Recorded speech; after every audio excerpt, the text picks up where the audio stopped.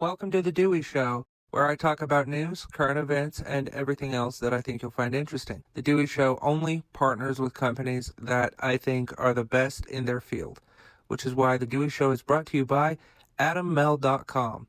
AdamMel.com has literally thousands of items that will spice things up in your bedroom. AdamMel.com has sex toys, anal douches, lubricants, BDSM equipment. Like I said, literally thousands of items. As amazing as that isn't even the best part, folks. The best part is if you go to adammel.com and you use the offer code Dewey at checkout, you'll get 50% off of almost any one item, as well as free and always discreet shipping. That is adammel.com, ADAMMALE.com, offer code DEWEY. The details are in the description of today's episode. Thank you to adammel.com. Hey folks, I hope you're doing great. Welcome back to the Dewey Show. Today I'm going to talk about something that BBC released, and I really want to share that with you. So without any further wait, let's get into it. U.S. says Israel may have breached international law with American weapons in Gaza. The U.S. says Israel may have used American-supplied weapons in breach of international humanitarian law in some instances during the war in Gaza. It is, quote, reasonable to assess, end quote, that those arms have been used in ways, quote, inconsistent, end quote, with Israel's obligations, says the State Department, but it added that the U.S. did not complete information in its assessment and that shipments could continue. The report was submitted to Congress on Friday after a delay. The White House ordered review, looked into the country along with 6 others engaged in conflict, has used U.S. supplied arms since the start of last year. Now, look, I'm not on when it comes to Israel and what they've been doing to the Gaza Strip and the Palestinians. This is my thing, and both things can be true. I condemn what Hamas did on October 7, okay? I condemn that. At the same time, I think what the Israeli government, not the people, I have nothing against the people. I have nothing against Jewish folks. In fact, I will never understand anti-Semitism, but whatever. People are stupid, anti-Semitic. If people are anti-Semitic, they're dumb. If people are, dislike Palestinians, that's stupid just as much. But my thing is this, okay? They were wrong to do that to Israel, but there's been some things that the Israeli government, not the people of Israel, the government, Netanyahu, that they have done that is not just questionable. It's like, okay, like one if you do this one time, we could be like, oh, okay, that might have been an accident, but bombing 3 fucking UN vehicles, killing 7 people, including, I think, 1 or 2 Americans, it's like, what the fuck were you doing? That wasn't an accident. Like, the weapons that were used were precise. Like, you had to approve what you were aiming at. Unless it was like a giant blunder where the dude fell asleep on a button and then had a seizure, You know, unless it was something extreme like that, I don't see an accident happening. You know, it had to be something huge that happened, um, in order for that to be an accident. I don't think that they were coming after Americans. I don't think that they were trying to pick a fight with us.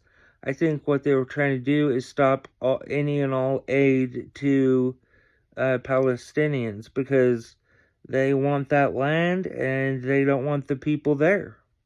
It's as simple as that. They want to finish uh, creating Israel, and they want to do that. They want to do that without any type of restriction, uh, regardless of who it's from, and you know that can't be done. It can't. There are world laws. And I definitely thought that, like, and as good as, like, not, I don't mean good as in, like, oh, good hearted, um, but I mean as, like, good as in skilled, right? As skilled as, the, shit, what are they called? The Israeli military is. I don't have any problem with them. They're following orders. They're doing what they're told. But, like, here's the thing. As good as they are, and like the technology that they have, if Netanyahu wanted them to find Hamas and have them, piled up in the back of a pickup truck, one way or another, I guarantee you that would have been done already. I think that they had attacked uh, the Israelis, and I think that it pissed off Netanyahu, and it gave him the proper excuse to basically invoke martial law and go and beat the crap out of the Palestinians, because terrorists and stuff, they're not going to stay around and stick up for citizens. You know what I mean? They're not the best fucking people that could be put forward to govern anywhere.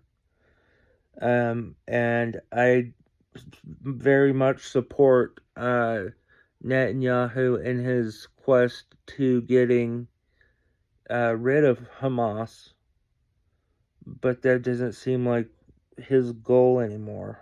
I don't know if it really ever. I think at first it was, and we still have hostages that we need to get. Anyway, continuing. The document also noted that because Hamas, quote, uses civilian infrastructure for military purposes and civilians as, quote, human shields, it was often difficult to determine facts on the ground in an active war zone of what are legitimate targets. Yeah, that's what it says. But it said, given Israelis' significant reliance on U.S.-made weapons, they had probably been used in instances inconsistent with its IHL, international humanitarian law, obligations, or with established best practices for mitigating civilian harm. It added that Israel has knowledge, experience, and tools to implement best practices for mitigating civilian harm in its military operations, but that results on the ground. See, I told you when I was doing my George documentary, I'm super boring sounding when I read. Best practices for mitigating civilian harm in its military operations, but that results on the ground, including high levels of civilian casualties. All right, folks, let's take a little break to talk about today's sponsor, adammel.com. Folks, look, I know how hard it is to shop for a significant other. I really do. It's hell sometimes. But today I'm going to make it easy for you. And this is a win-win, and I'll tell you why in a minute.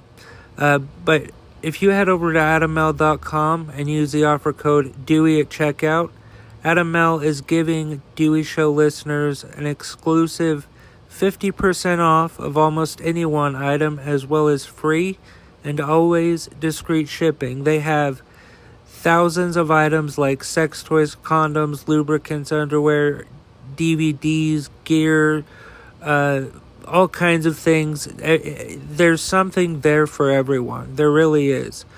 So head on over to adammale.com and use the offer code DEWEY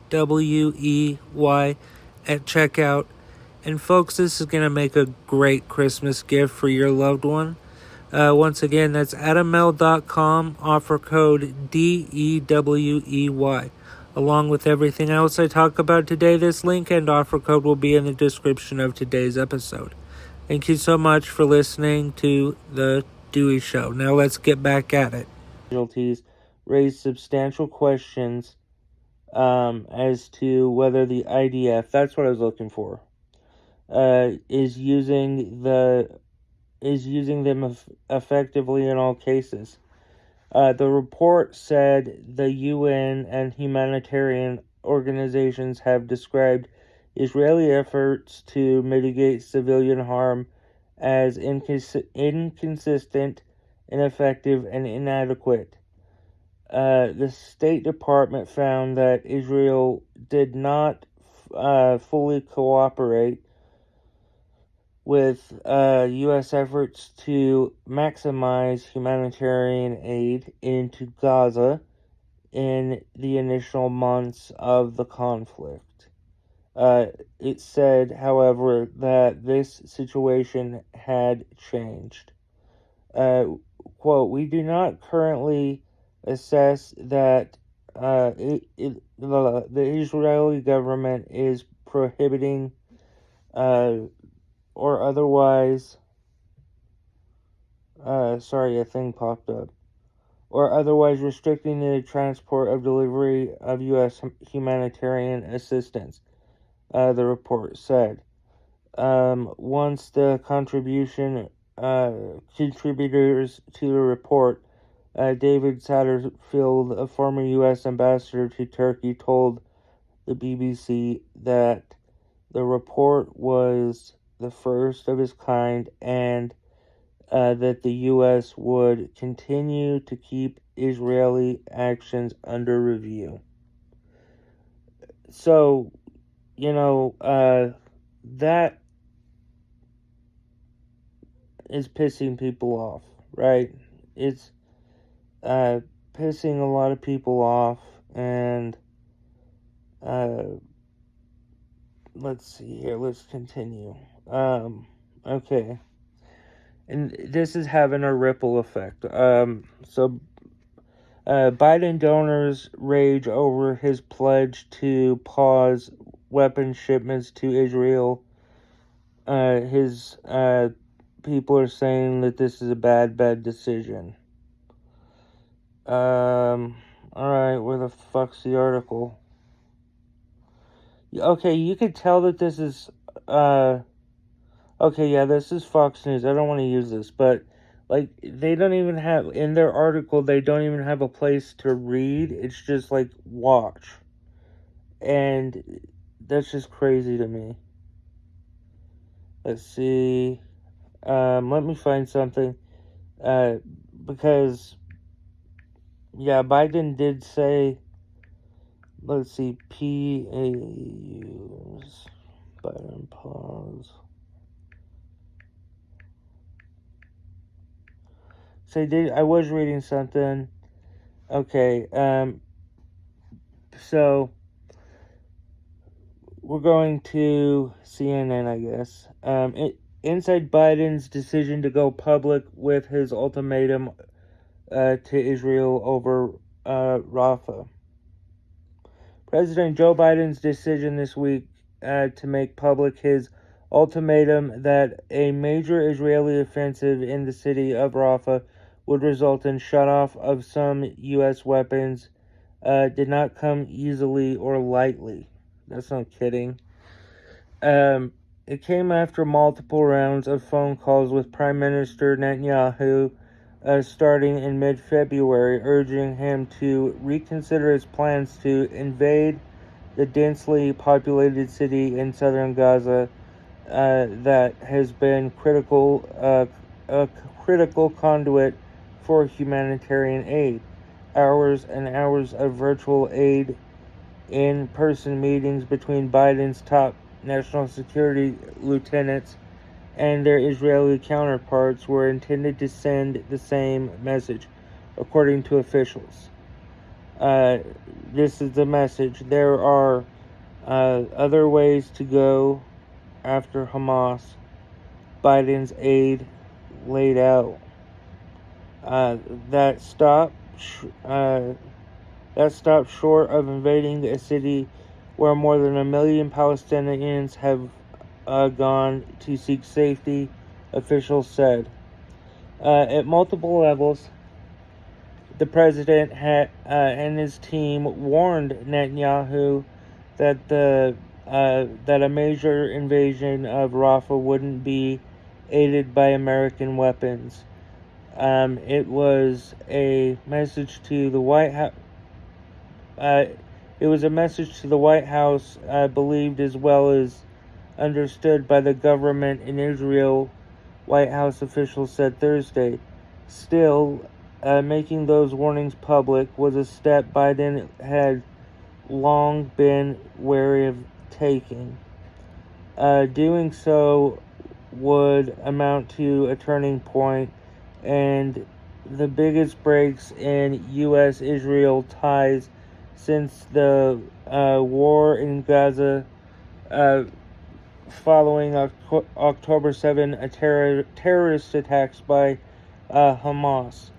Even under pressure from progressives in his own party to take steps to limit humanitarian suffering in Gaza, Biden has been careful to avoid an open rift with Netanyahu. Still, in Netanyahu's war cabinet meetings, a decision to go into Rafah appeared imminent. The Israeli Defense Forces have now established a presence in Rafah and along its border, choking off 2 aid entry points and warning of a larger offensive to come. Ultimately, officials said Biden came to believe his warnings were going unheeded and he changed course.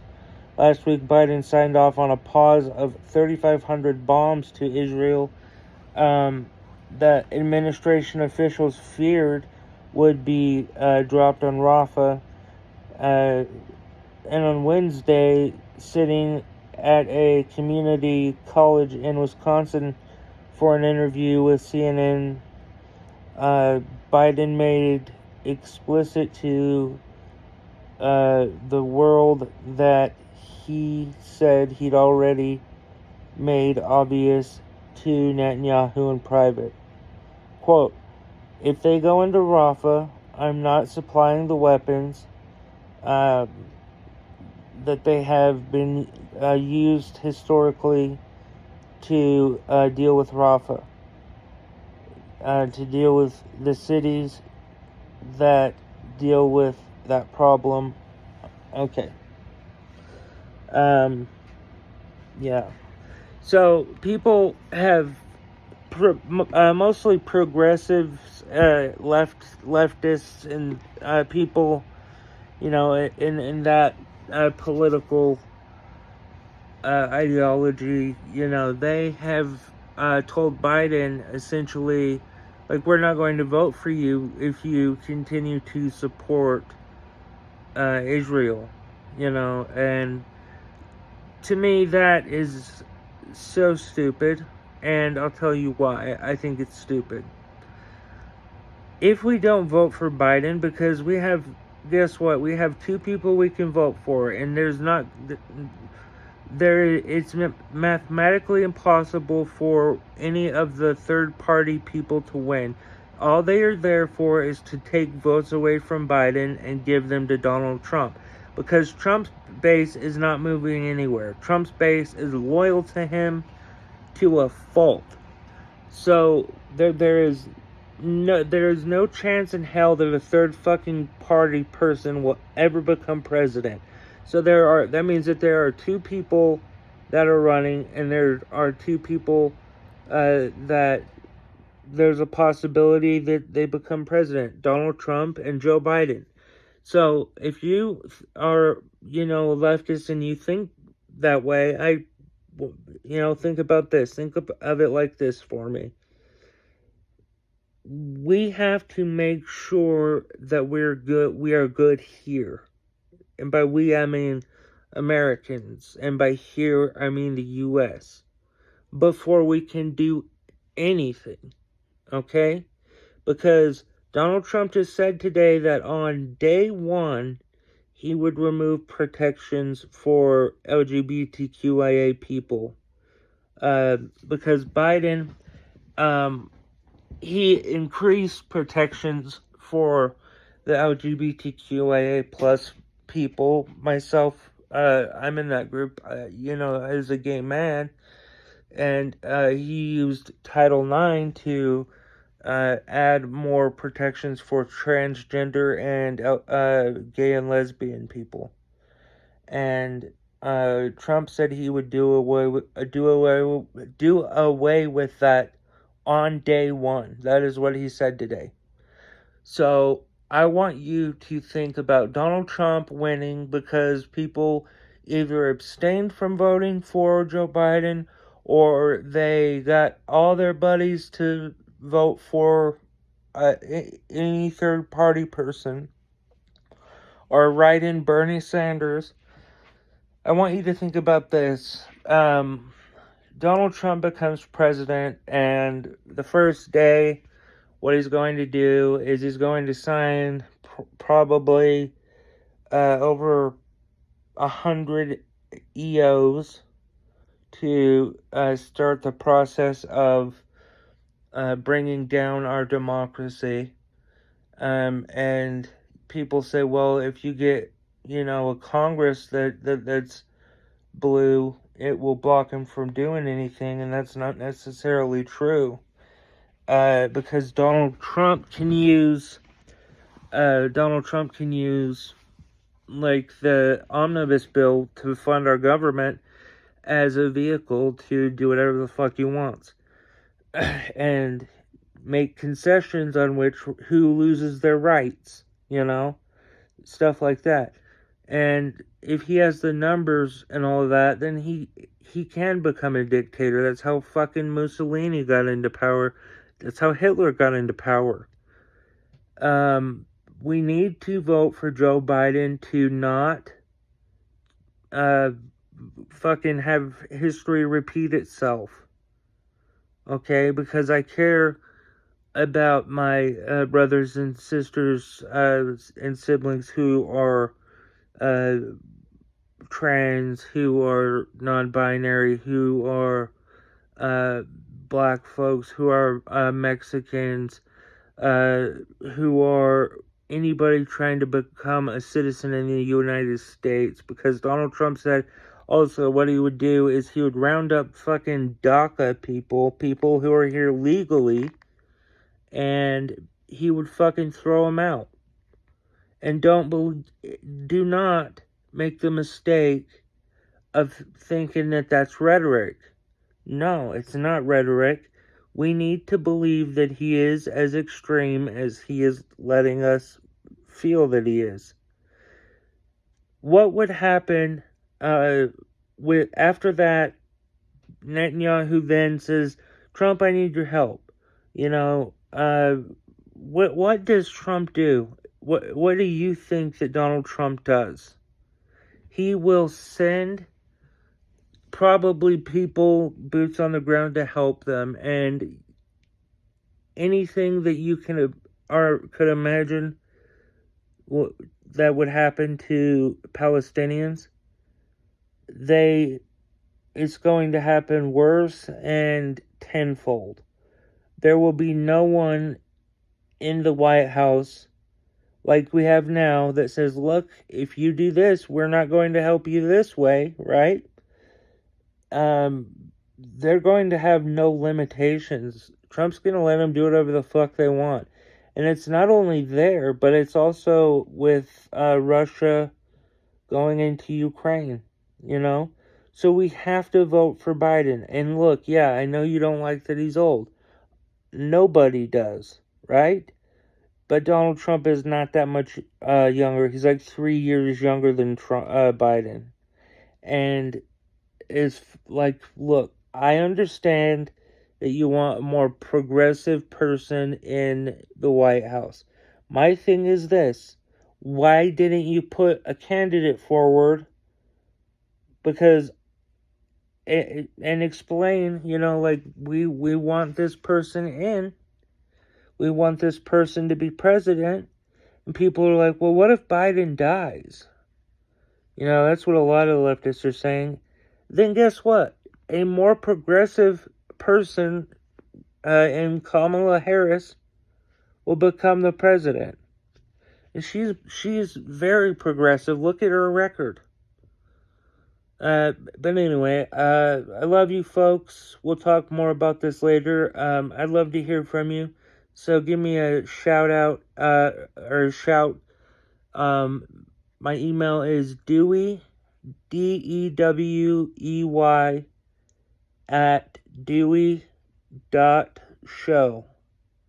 So that's Dewey at DEWEY.SHOW.